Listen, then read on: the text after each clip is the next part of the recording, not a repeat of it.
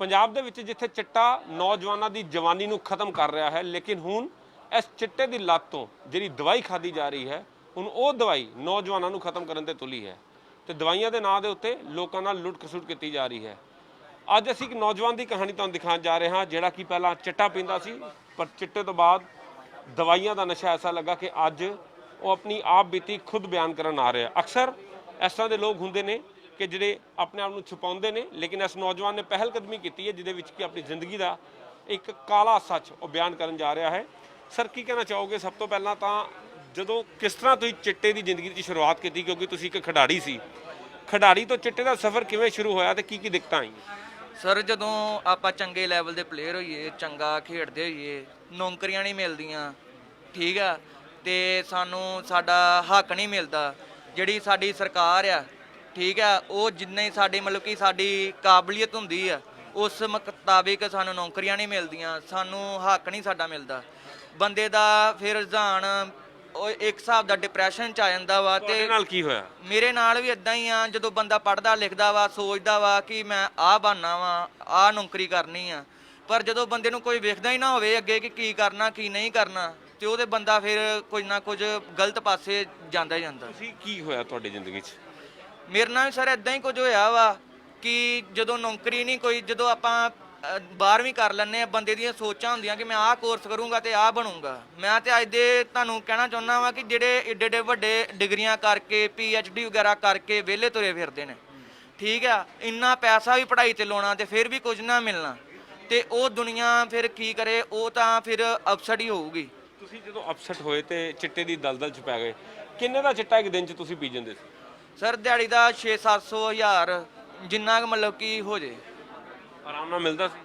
Sir, ਆਰਾਮ ਨਾਲ ਹੀ ਮਿਲਦਾ, ਅੱਜ ਤੱਕ ਆਰਾਮ ਨਾਲ ਹੀ ਮਿਲਦਾ ਸਭ ਕੁਝ। ਲਾਕਡਾਊਨ 'ਚ ਵੀ ਸਭ ਕੁਝ ਮਿਲਦਾ। ਨਸ਼ੇ ਦੀ ਪੂਰੀ ਵਿਕਰੀ ਹੈ?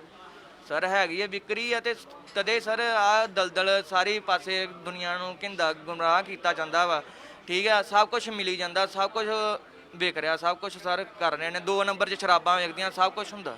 ਵੀਰ ਜੀ, ਤੁਸੀਂ ਜਿਸ ਤਰ੍ਹਾਂ ਆਖਿਆ ਕਿ ਤੁਸੀਂ 700 ਤੋਂ ਲੈ ਕੇ 1000 ਰੁਪਏ ਦਾ ਨਸ਼ਾ ਕਰਦੇ ਸੀ, ਤਾਂ ਪੈਸਾ ਕਿੱਥੋਂ ਆਉਂਦਾ ਸੀ ਤੁਹਾਡੇ ਕੋਲ? ਪੈਸਾ ਸਰ ਇਦਾਂ ਹੀ ਘਪਲੇਬਾਜ਼ੀਆਂ ਕਰਨੀਆਂ, ਘਰਦਿਆਂ ਨੂੰ ਜੇ 500 ਦੀ ਚੀਜ਼ ਆ 700 ਹੀ ਦੱਸਣੀ, ਜੇ 700 ਦੀ ਚੀਜ਼ ਆ 1000 'ਚ ਦੱਸਣੀ, ਇਦਾਂ ਹੀ ਆ ਘਪਲੇ ਕਰਨੇ। ਜੇ ਇਧਰੋਂ ਮਿਲਿਆ, ਠੀਕ ਹੈ, ਜਿੱਦਾਂ ਵੱਡੇ ਕੋਈ ਮਗਰਮੱਛ ਆ ਉਹਨਾਂ ਕੋਲ ਦਵਾਤਾ, ਸਸਤੇ ਲੈ ਕੇ ਵਿੱਚੋਂ ਆਪਣਾ ਸਾਰ ਲਿਆ, ਇਦਾਂ ਕਰਕੇ ਹੁੰਦਾ ਸਰ। ਤੇ ਸਰ, ਅਕਸਰ ਵੇਖਿਆ ਜਾਂਦਾ ਹੈ ਕਿ ਜਿਹੜਾ ਕੋਈ ਚਿੱਟੇ ਦੀ ਦਲਦਲ 'ਚ ਫਸ ਜਾਂਦਾ ਤੇ ਮਜਬੂਰੀ ਨੂੰ ਲੈ ਕੇ, ਕਿਉਂਕਿ ਉਹਨੂੰ ਚਿੱਟੇ ਦੀ ਲੱਤ ਲੱਗ ਜਾਂਦੀ ਹੈ, ਤਾਂ ਉਹ ਅਪਰਾਧ ਦੀ ਦੁਨੀਆ 'ਚ ਆ ਜਾਂਦਾ। ਕਿ ਤੁਹਾਡੇ ਨਾਲ ਵੀ ਇਦਾਂ ਹੀ ਹੋਇਆ? ਹੋਇਆ ਸਰ। ਅਪਰਾਧ ਦੀ ਦੁਨੀਆ 'ਚ ਪਹਿਲਾਂ ਤਾਂ ਅਪਰਾਧ ਦੀ ਦੁਨੀਆ 'ਚ ਇਦਾਂ ਹੀ ਆ ਕਿ ਜਿਹੜੇ ਜਗ੍ਹਾ ਤੇ ਮਤਲਬ ਕਿ ਬਹਿੰਦੇ ਖਲੋਂਦੇ ਲੋਕ ਹਨਾ, ਉੱਥੇ ਇਦਾਂ ਹੀ ਅਪਰਾਧ ਦੀ ਦੁਨੀਆ 'ਚ ਲੜਾਈਆਂ ਝਗੜੇ ਹੋਣੇ ਆ ਨਜਾਇਜ਼ ਹੀ ਹਨਾ। ਕਿ ਜਦੋਂ ਬੰਦਾ ਆਦੀ ਹੋ ਜਾਂਦਾ, ਪਹਿਲਾਂ ਤਾਂ ਸ਼ਰਾਬ ਤੋਂ ਕੰਮ ਚਾਲੂ ਹੁੰਦਾ ਬੰਦੇ ਦਾ, ਸ਼ਰਾਬ ਤੋਂ ਹੌਲੀ ਹੌਲੀ ਉਹ ਵੱਧ ਜਾਂਦਾ, ਠੀਕ ਹੈ। ਸ਼ਰਾਬ ਪੀਂਦਾ ਵਾ, ਠੀਕ ਆ, ਨਵਾਂ ਨਵਾਂ ਖੂਨ ਹੁੰਦਾ, ਗਰਮ ਹੁੰਦਾ, ਲੜਾਈਆਂ ਝਗੜਿਆਂ 'ਚ ਪੈ ਜਾਂਦਾ। ਕਿ ਮਤਲਬ ਦਾ ਪਾਰਟ ਬਣੇ, ਤੁਸੀਂ ਵੀ ਇਹਦਾ ਪਾਰਟ ਇਦਾਂ ਹੀ ਆ ਸਰ। ਗਾਣੇ ਸੁਣ ਕੇ, ਸਟੇਟਸ ਵੇਖ ਕੇ, ਵੱਡਿਆਂ ਲੋਕਾਂ ਨੂੰ ਵੇਖ ਕੇ ਹੱਲਾ ਸ਼ੇਰੀਆਂ ਹੁੰਦੀਆਂ ਜੀ ਆਪਾਂ ਵੀ ਆਹ ਕਰਨਾ, ਪਰ ਸਾਡੇ ਇੱਥੇ ਪੰਜਾਬ 'ਚ ਇਦਾਂ ਕਿਉਂ ਨਹੀਂ ਆ ਕਿ ਕੋਈ ਵੱਡਾ ਅਫਸਰ ਬਣਿਆ ਹੋਵੇ, ਕੋਈ ਕਹਿੰਦਾ ਪਲੇਅਰ ਚੰਗੀ ਨੌਕਰੀ ਤੇ ਲੱਗਾ ਹੋਵੇ, ਕਿ ਉਹਨਾਂ ਵੱਲ ਵੇਖ ਕੇ ਪ੍ਰੇਰਨਾ ਮਿਲੇ ਕਿ ਅਸੀਂ ਵੀ ਇਹ ਕਰਨਾ। ਸਾਡੇ ਪੰਜਾਬ 'ਚ ਸਿਰਫ ਗੁੰਡਾਗਰਦੀ ਤੇ ਸਿਰਫ ਨਸ਼ਾ ਹੀ ਰਹਿ ਗਿਆ। ਪਰ ਤੁਸੀਂ ਵੀ ਉਸ ਨਸ਼ੇ ਦਾ ਪਾਰਟ ਬਣੇ ਹੋ ਨਾ? ਬਣਿਆ ਸਰ। ਬਣਨ ਦਾ ਕਾਰਨ ਹੀ ਇਹੋ ਆ ਕਿ ਜਦੋਂ ਕੰਮ ਨਹੀਂ ਰਹਿਣਾ, ਕੋਈ ਮਿਲਣਾ ਨਹੀਂ, ਰੁਜ਼ਗਾਰ ਨਹੀਂ ਮਿਲਣਾ, ਬੰਦਾ ਕਰੇ ਤੇ ਕਰੇ ਕੀ। ਕਿੰਨੇ ਸਾਲ ਤੁਸੀਂ ਚਿੱਟੇ ਦਾ ਨਸ਼ਾ ਕੀਤਾ? ਸਾਲ 1.5 ਸਾਲ ਕੀਤਾ ਸਰ। 30,000 ਰੁਪਏ ਮਹੀਨਾ ਸੀ, 25,000 ਰੁਪਏ ਮਹੀਨਾ ਤੁਸੀਂ ਨਸ਼ੇ ਤੇ ਉਜਾੜਦੇ ਸੀ? ਹਾਂਜੀ, ਇੰਨਾ ਕੁ ਹੋ ਹੀ ਜਾਂਦਾ ਸੀ। ਘਰ ਦੀ ਬਹੁਤ ਬਰਬਾਦੀ ਹੋਈ? ਘਰ ਦੀ ਬਰਬਾਦੀ ਸਰ, ਮਾਂ ਪਿਓ ਨੂੰ ਦੁਖੀ ਕਰਨਾ, ਘਰ ਦੀ ਬਰਬਾਦੀ ਬਹੁਤ, ਮਤਲਬ ਕਿ ਜੇ ਇਸ ਚੀਜ਼ ਚੋਂ ਨਿਕਲ ਕੇ ਹਨਾ, ਘਰਦਿਆਂ ਦੇ ਮਾਂ ਦੇ ਹੰਝੂ ਵੇਖ ਕੇ ਨਿਕਲਣਾ ਚਾਹਿਆ ਵਾ, ਤੇ ਚੱਲ ਕਿ ਦਵਾਈ ਦੇ ਸਹਾਰੇ ਕੀਤਾ ਛੁੱਟ ਜੇ। ਇੰਨਾ ਨਹੀਂ ਪਤਾ ਕਿ ਉਹ ਤੋਂ ਵੱਡੀ ਦਲਦਲ ਆ, ਉਹ ਤੋਂ ਵੱਡਾ ਗੰਦ ਆ ਕਿ ਇੱਕ ਸਰਕਾਰ ਨੇ ਆਪਣਾ ਨਸ਼ਾ ਵੇਚਣ ਦਾ ਜ਼ਰੀਆ ਬਣਾਇਆ। ਹੁਣ ਅਸੀਂ ਇੱਕ ਤੁਹਾਨੂੰ ਦੂਸਰੀ ਦਲਦਲ ਦਿਖਾਉਂਦੇ ਹਾਂ। ਨੌਜਵਾਨ ਨਸ਼ੇ ਦਾ ਆਦੀ ਸੀ, 1.5-2 ਸਾਲ ਨਸ਼ਾ ਕਰਦਾ ਰਿਹਾ, ਚਿੱਟਾ ਪੀਂਦਾ ਰਿਹਾ, ਰੋਜ਼ ਦਾ 700 ਤੋਂ 1000 ਰੁਪਏ। ਲੇਕਿਨ ਹੁਣ ਅਸੀਂ ਤੁਹਾਨੂੰ ਦੂਸਰੀ ਦਲਦਲ ਦਿਖਾਉਂਦੇ ਹਾਂ, ਜਿੱਥੇ ਕਿ ਦਾਅਵੇ ਕੀਤੇ ਜਾਂਦੇ ਨੇ ਕਿ ਨਸ਼ਾ ਛੱਡਿਆ ਜਾਏਗਾ, ਨਸ਼ੇ ਦੀ ਦਵਾਈਆਂ ਦਿੱਤੀਆਂ ਜਾਣਗੀਆਂ ਉਹਦੇ ਨਾਲ, ਜਿੰਨਾ ਕਿ ਨਸ਼ਾ ਦੂਰ ਹੋ ਜਾਏਗਾ। ਵੀਰ ਜੀ, ਉਹ ਦਲਦਲ ਦਾ ਕੀ ਤੁਸੀਂ ਕਹਿਣਾ ਚਾਹੋਗੇ? ਕਿਸ ਤਰ੍ਹਾਂ ਤੁਸੀਂ ਉਹ ਜਿਹੜੀ ਦਵਾਈਆਂ ਲੈ ਰਹੇ ਹੋ, ਉਹਦੇ 'ਚ ਕੀ ਹੈ? ਸਰ ਉਹ ਇਹ ਤੋਂ ਵੀ ਭਿਆਨਕ ਨਸ਼ਾ ਵਾ। ਪਹਿਲਾਂ ਜਦੋਂ ਮੈਂ ਸਟਾਰਟ ਕੀਤੀ ਹਫਤਾ ਇੱਕ ਤੇ ਪਤਾ ਹੀ ਨਹੀਂ ਲੱਗਾ, ਜਦੋਂ ਮੈਂ ਫੇਰ ਦਵਾਈ ਜਦੋਂ ਡਾਕਟਰ ਕੋਲ ਗਿਆ ਮੈਂ ਸਰ ਮੈਨੂੰ ਤਾਂ ਕੋਈ ਪਤਾ ਹੀ ਨਹੀਂ ਲੱਗਦਾ, ਇਹ ਖਾ ਕੇ ਦਵਾਈ ਦਿਮਾਗ ਸੁੰਨ ਹੋ ਜਾਂਦਾ ਵਾ, ਬੰਦਾ ਡਿੱਗਿਆ ਰਹਿੰਦਾ ਵਾ, ਆਲਸੀ ਹੋ ਜਾਂਦਾ ਵਾ, ਸ਼ੱਕੀ ਹੋ ਜਾਂਦਾ ਵਾ, ਠੀਕ ਆ, ਰੋਟੀ ਨਹੀਂ ਭੁੱਖ ਨਹੀਂ ਲੱਗਦੀ, ਠੀਕ ਆ, ਤੇ ਇੰਨਾ ਮਤਲਬ ਕਿ ਸਾਈਡ ਇਫੈਕਟ ਸਰੀਰ ਤੇ ਪੈਂਦਾ ਵਾ ਕੋਈ ਹਿਸਾਬ ਨਹੀਂ। ਤੇ ਸਰ ਕਿੰਨੇ ਕਦੀ ਤੁਸੀਂ ਹੁਣ ਜਿਹੜੀ ਹੈ ਨਸ਼ਾ ਛੱਡਣ ਵਾਸਤੇ ਜਿਹੜਾ ਦਵਾਈ ਖਾ ਚੁੱਕੇ ਹੋ? ਦਵਾਈ ਸਰ ਲਾ ਲਓ ਤੁਸੀਂ ਮਹੀਨੇ ਦੀ 3-4 ਹਜ਼ਾਰ ਦੀ ਦਵਾਈ ਹੈ, 2 ਸਾਲ ਦੇ ਹਿਸਾਬ ਨਾਲ 2.5-3 ਲੱਖ ਦੀ ਦਵਾਈ ਖਾ ਗਿਆ। ਪਰ ਤੁਹਾਨੂੰ ਅਸਰ ਹੋਇਆ ਕੋਈ? ਅਸਰ ਸਰ ਆਦੀ ਹੋ ਗਿਆ ਮੈਂ ਉਹਦਾ, ਉਹਨਾਂ ਦੀ ਦੁਕਾਨਦਾਰੀ ਚੱਲਣ ਦੀ ਆ, ਮੈਂ ਆਦੀ ਆ। ਤੁਸੀਂ ਆਦੀ ਹੋ ਗਏ ਹੁਣ? ਹਾਂ ਆਦੀ ਆ ਦਵਾਈ ਦਾ। ਦਵਾਈਆਂ ਦੇ ਨਸ਼ੇ ਦੇ ਆਦੀ ਹੋ ਗਏ? ਹਾਂਜੀ ਮੈਂ ਛੱਡਣਾ ਚਾਹੁੰਦਾ। ਮੈਂ ਪਿਛਲੇ ਹਫਤੇ ਮੇਰੀ ਐਸੇ ਗੱਲ ਤੇ ਬਹਿਸ ਹੋਈ, ਉੱਥੋਂ ਦੇ ਜਿਹੜੇ ਕਾਉਂਸਲਰ ਆ, ਮੈਂ ਉਹਨਾਂ ਨੂੰ ਕਿਹਾ ਕਿ ਮੈਨੂੰ ਕਹਿੰਦੇ ਤੁਹਾਨੂੰ ਪ੍ਰੋਬਲਮ ਕੀ ਆ, ਤੁਸੀਂ ਹਰ ਵਾਰੀ ਪੈਸਿਆਂ ਤੋਂ ਲੈ ਕੇ ਇਸ਼ੂ ਕਰਦੇ ਜੇ, ਇਸ ਵਾਰੀ ਸੌਟ ਆਊਟ ਕਲੀਅਰ ਕਰਕੇ ਜਾਓ। ਮੈਂ ਕਲੀਅਰ ਕੀ ਕਰਾਂ, ਮੈਂ ਤੁਹਾਨੂੰ ਇਹ ਚੀਜ਼ ਪੁੱਛਦਾ ਵਾਂ ਕਿ ਕਹਿੰਦੇ ਤੈਨੂੰ ਦੱਸ ਦੇ ਜੇ ਦਵਾਈ ਵਧਾਉਣੀ ਆ ਤੇ ਵਧਾ ਦਿੰਨੇ ਤੇਰੀ, ਕਿ ਸ਼ਾਇਦ ਤੈਨੂੰ ਕੀਮਤਾ ਮਤਲਬ ਕਿ ਨਸ਼ੇ ਥੋੜੀ ਟੋੜ ਲੱਗਦੀ ਹੋਈ, ਸ਼ਾਇਦ ਤੂੰ ਤਾਦੇ ਕਰਕੇ ਇਦਾਂ ਕਰਦਾ। ਮੈਂ ਦਵਾਈ ਵਧਾਉਣੀ ਨਹੀਂ, ਮੈਂ ਘਟਾਉਣੀ ਆ। ਪਰ ਦਵਾਈ ਦੇ ਵਿੱਚ ਇਤਰਾਜ਼ ਕੀ ਹੈ? ਦਵਾਈ ਦਾ ਕੀ ਇਤਰਾਜ਼ ਹੈ ਤੁਹਾਨੂੰ? ਪੈਸੇ ਕਿਵੇਂ ਲਿੱਤੇ ਜਾ ਰਹੇ ਵੱਧ?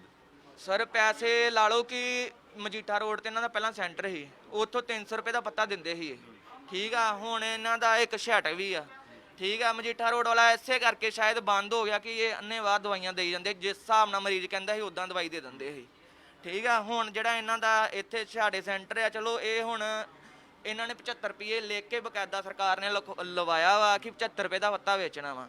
ਇਹਨਾਂ ਨੂੰ ਇਹ ਹੈ ਕਿ ਦੁਨੀਆ ਨੂੰ ਤੇ ਅੱਗੇ 300 ਦਾ ਲੈਂਦੇ ਸੀ, ਕਿ ਅੱਗੇ ਵੀ 300 ਦੇ ਖਰੀਦਦੇ ਸੀ ਤੇ ਹੁਣ ਵੀ 300 ਚ ਖਰੀਦਣ ਚ ਕੀ ਫਰਕ ਆ? 75 ਰੁਪਏ ਦੇ ਵਿੱਚ CGST GST ਵੀ ਲੱਗਦੀ ਜੇ, ਠੀਕ ਹੈ। ਕਿੰਨੇ ਰੁਪਏ ਦਾ ਦਿੰਦੇ? ਇਹਨਾਂ ਨੂੰ 75 ਵਿੱਚ ਵੀ ਪ੍ਰੋਫਿਟ ਹੁੰਦਾ ਹੋਊਗਾ।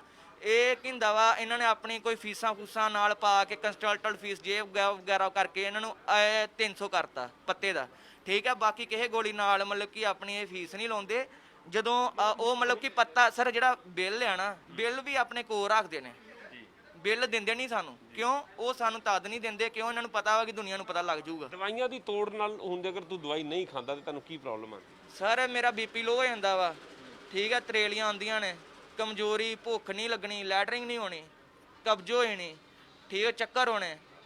ਪਰ ਸਰਕਾਰ ਤੇ ਪੁਲਿਸ ਦਾਅਵੇ ਕਰਦੀ ਹੈ ਕਿ ਅਸੀਂ ਨਸ਼ਾ ਛੱਡਤਾ, ਤੇ ਜਿਹੜੇ ਮੈਡੀਕਲ ਦੇ ਪ੍ਰੋਫੈਸ਼ਨ ਦੇ ਲੋਕ ਨੇ, ਸਰਕਾਰ ਦੇ ਜਿਹੜੇ ਅਫਸਰ ਨੇ ਜਾਂ ਮੰਤਰੀ ਨੇ, ਉਹ ਕਹਿੰਦੇ ਜੀ ਅਸੀਂ ਤੇ ਨਸ਼ਾ ਖਤਮ ਕਰ ਦਿੱਤਾ, ਸਾਡੇ ਡਰੱਗ ਰੀਹੈਬਿਲਿਟੇਸ਼ਨ ਸੈਂਟਰ ਬਹੁਤ ਅੱਛਾ ਕੰਮ ਕਰ ਰਹੇ ਨੇ। ਸਰ ਇਹ ਝੂਠ ਆ, ਕੋਈ ਇਦਾਂ ਦੀ ਗੱਲ ਨਹੀਂ ਆ, ਠੀਕ ਹੈ। ਜਿਹੜੀ ਇੱਕ ਨਸ਼ੇ ਦੀ ਜਗ੍ਹਾ ਨਸ਼ਾ ਦੇ ਰਹੇ ਨੇ, ਮੈਂ ਮੰਨਦਾ ਵਾਂ। ਕੋਈ ਇਹਨਾਂ ਨੂੰ ਕਹੋ ਕਿ ਇਹੋ ਜਿਹੇ ਮਰੀਜ਼ ਵਿਖਾਉਣ ਜਿਨ੍ਹਾਂ ਨੇ 2-3 ਮਹੀਨਿਆਂ 'ਚ ਤੁਸੀਂ ਰਿਕਵਰ ਕੀਤਾ ਵਾ, ਠੀਕ ਹੈ, 3 ਮਹੀਨਿਆਂ 'ਚ ਦਵਾਈ ਛਡਾਈ ਆ।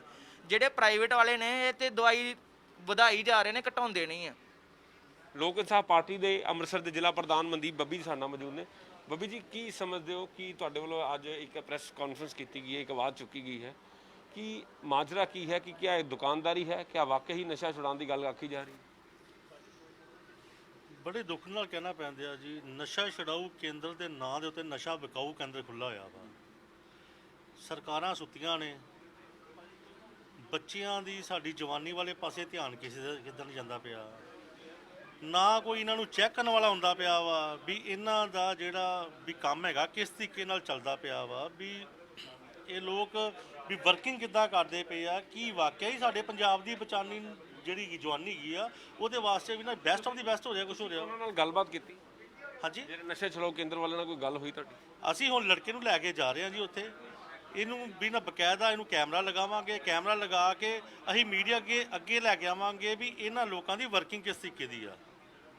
ਕਿਉਂਕਿ ਮੈਂ ਪਿਛਲੀ ਵਾਰੀ ਗਿਆ ਸੀਗਾ, ਮੈਂ ਜਾ ਕੇ ਮੈਂ ਸਾਈਡ ਤੇ ਖਲੋਤਾ ਰਿਹਾ, ਮੈਂ ਵੇਖਿਆ ਜੀ ਇਹਨੇ ਆਪਣੀ ਫਾਈਲ ਦਿੱਤੀ, ਫਾਈਲ ਤੋਂ ਬਾਅਦ ਆਵਾਜ਼ ਪਈ, ਡਾਕਟਰ ਕਹਿੰਦਾ ਹਾਂਜੀ ਕਿੰਨੇ ਦਿਨ ਦਵਾਈ ਲੈਣੀ ਜੀ, ਹਾਂਜੀ ਜੀ 7 ਦਿਨ ਦਵਾਈ, ਠੱਪਾ ਮਾਰਿਆ ਚੱਲ ਜਾ। ਨਾ ਕੋਈ ਇਹਦਾ BP ਚੈੱਕ, ਨਾ ਕੋਈ ਉਹਦਾ ਬਿਨਾ ਬੁਖਾਰ ਚੈੱਕ ਕੀਤਾ, ਨਾ ਕੋਈ ਨੂੰ ਪੁੱਛਿਆ ਵੀ ਤੈਨੂੰ ਉਹਨਾਂ ਦੀ ਤਕਲੀਫ ਕੀ, ਪਰੇਸ਼ਾਨੀ ਕੀ ਆ, ਕੁਛ ਨਹੀਂ ਗਾ ਜੀ। ਤਾਂ ਇਹ ਇੱਕ ਕਹਾਣੀ ਅਸੀਂ ਦਿਖਾਈ ਹੈ ਜਿੱਥੇ ਕਿ ਨੌਜਵਾਨ ਵੱਲੋਂ ਖੁਦ ਅੱਜ ਸਾਹਮਣੇ ਆ ਕੇ ਜਿਹੜਾ ਇੱਕ ਆਪਣੀ ਆਪ ਬੀਤੀ ਸੁਣਾਈ ਹੈ। ਅਸੀਂ ਉਹਦੇ ਨਾਲ ਇੱਕ ਹੋਰ ਗੱਲ ਕਰਾਂਗੇ। ਨੌਜਵਾਨਾਂ ਨੂੰ ਕੀ ਕਹਿਣਾ ਚਾਹੁੰਦਾ?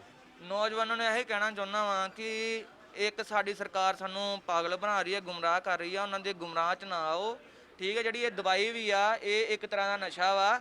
ਜੇ ਆਪਾਂ ਇਲਾਜ ਕਰਾਉਣਾ ਵਾ ਤੇ ਆਪਣੇ ਮਨ ਦਾ ਇਲਾਜ ਆ, ਆਪਣੇ ਮਨ ਦਾ ਇਲਾਜ ਕਰੋ, ਠੀਕ ਹੈ। ਇਸ ਦਵਾਈ ਦੇ ਵਿੱਚ ਸਾਨੂੰ ਕੋਈ ਵੀ ਬੈਨੀਫਿਟ ਨਹੀਂ ਆ, ਇਹ ਨਸ਼ਾ ਵਾ। ਇਹਦੇ ਵਿੱਚ ਆਪਾਂ ਜ਼ਿਆਦਾ ਮਤਲਬ ਕਿ ਆਪਣਾ ਸਰੀਰ ਖਰਾਬ ਕਰਦੇ ਹਾਂ। रुपए की दवाई का 300 रुपए ले रहे हो, उसके ऊपर आपका क्या कहना है? आप बिल देख लीजिए, काउंसलिंग चार्जेस होते हैं। लास्ट टाइम ही इधर 2 इधर बार इधर से इधर आप मेरे को पेशेंट की बात करनी चाहिए। आप जो सफी है मैम को- उनसे साइकोलॉजिस्ट से बात कर रहे हैं। पहले इनकी टैबलेट्स थी, मैंने कम भी करी थी, बट इनको विड्रॉल सिम्टम्स हुए, वापस एक गोली बढ़ाई है, रिलैप्स भी हुए लास्ट मंथ। आप फाइल निकाल के देख सकते हैं, मुझे अच्छे से याद है अप्रैल मई के अराउंड ये रिलैप्स हुए थे, फिर गोली का डोज भी बढ़ाना पड़ा था। जो आप चीज़ बोल रहे हैं क्या 2 साल से पेशेंट खा रहा है, आप पेशेंट से पूछ सकते हैं। आप बताइए आप रिलैप्स हुए थे कि नहीं? फिर अपन ने वापस से मैम गोली मेरी बढ़ाई थी। 3 गोली थी ना, हाँ। आपने 3 गोली थी, मैंने कहा कि मैं अभी जब 2 गोली चल रही थी मैंने कहा था कि 1 करनी है, ठीक है? तो आपने कहा कि ऐसे एकदम छोड़ोगे तो फिर से नशा लगेगा आपको। हाँ तो वो चीज़ ठीक है, है, तो मैम कैसे वो रहता भी है बात 3 है। से हम इसलिए हम पेशेंट को बोलते हैं आप 3 से थोड़ी कम करो, 2-2.5 करो, क्योंकि पेशेंट का कैसा रहता है, कई बार पेशेंट सोचते हैं 3 से अपन डायरेक्टली 1 कर देंगे, वो कोई सी भी गाइडलाइंस नहीं बोलते हैं।